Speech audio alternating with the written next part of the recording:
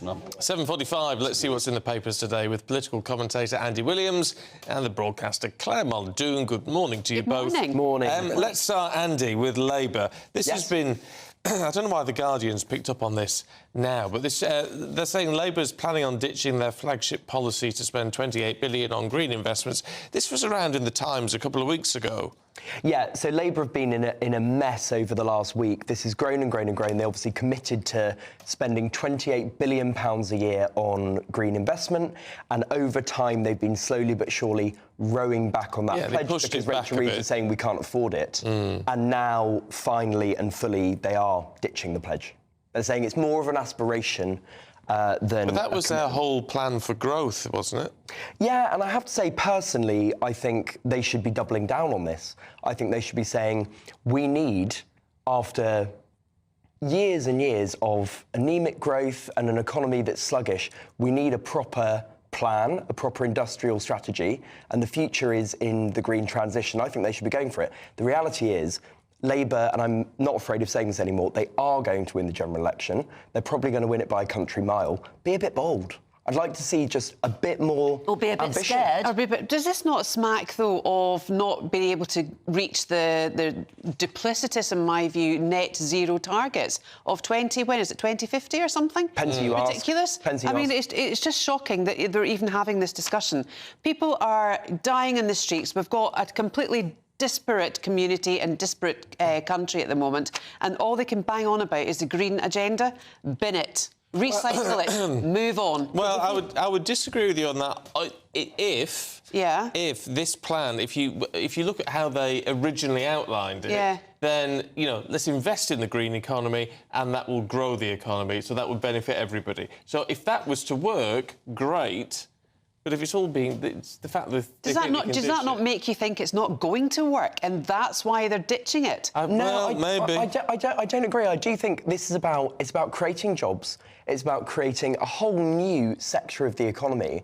And I think it's absolutely the way forward in terms of generating... So why aren't they doing it? Why aren't they doing it? Because they're... Two reasons. Firstly, because they're scared that the Tories, that the government are going to say Labour are reckless, because the constant narrative is Labour crashed the economy, which is a bit rich coming from this government, by the way, after the catastrophe of Liz Truss and the total failure. You can't blame Liz Truss for that. She was only in government for as long as a lettuce lived, for heaven's sake. Come on, Andy, why have they ditched it? So that was the first point you made. Why did they ditch it? They've ditched it because they're under pressure. Every time they commit to spending any money, the government are saying, how are you going to pay for this? Well, that's not an unreasonable question. Absolutely, but the answer is you have to invest to grow. And yeah, but why can't they say that if they believe it? Well, I think they should. I think they should be, and I think it's a mistake. Well, they can't. Well, they obviously they can't. The money would have gone in investing in green infrastructure, including the creation of GB Energy. Is that an affiliation of GBNEWS? No, it's not. No. Too much hot air from GBNEWS will fuel the economy. Absolutely. Do you want to have a comeback? Claire, Quite a good comeback. Move us on, Claire, to the state of our children's teeth. Now, we were talking in the last segment about rugby and how that could be instigated as like a form of child abuse. This, to me, is a right abdication of parental responsibility.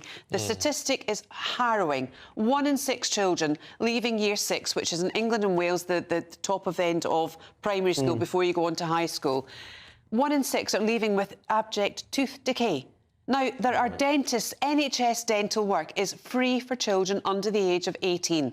If you can't find a dentist as a parent, you aren't looking hard enough. Go and find one.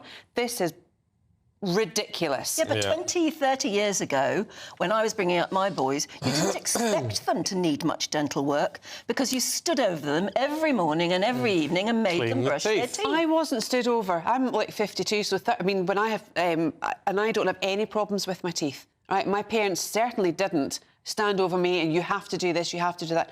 It's part of you. It's part of your makeup. It's part of taking care of yourself. You usually learn it from your parents. Well, not schools.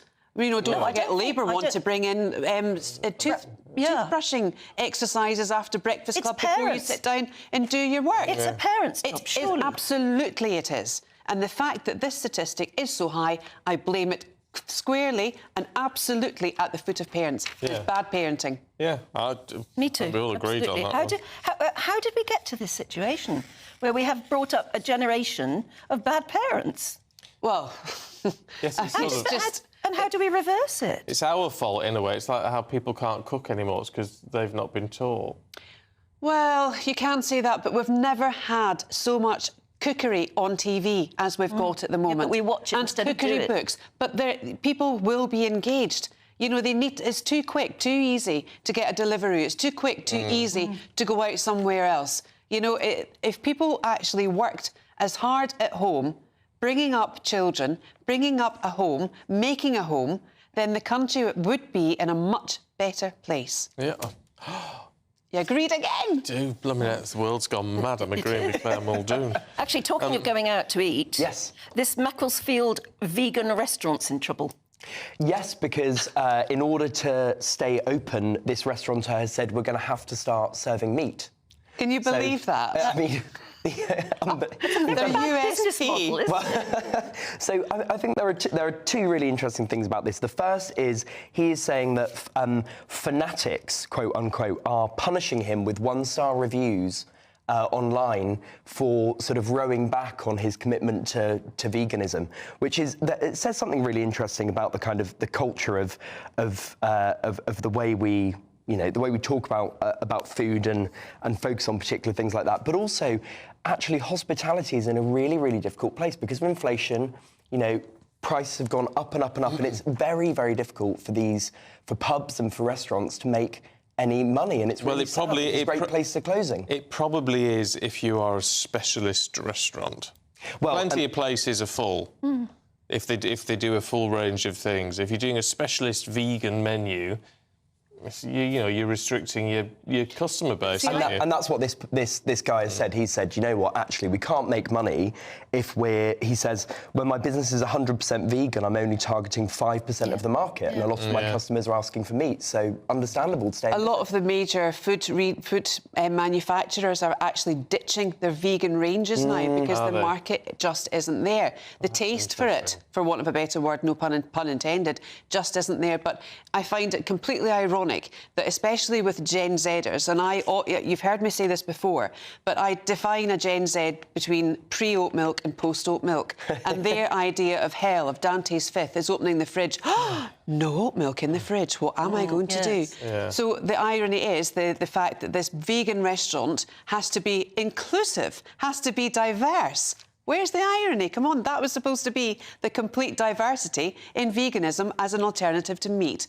Claire, I have to put my hands up. I'm an oat milk devotee. Do you know, Andy? And it's not for ethical reasons. It's because I actually really like it. Genuinely, in my Andy, I'm not surprised. Oh, Catty. I don't know what that means, Claire. It's Catty. But I agree with you, Claire, again. I mean, the world's gone mad. OK, thank you both. We'll see you a little bit later on. Let's get a check on the weather. Wherever you are in the UK, is Alex Deakin.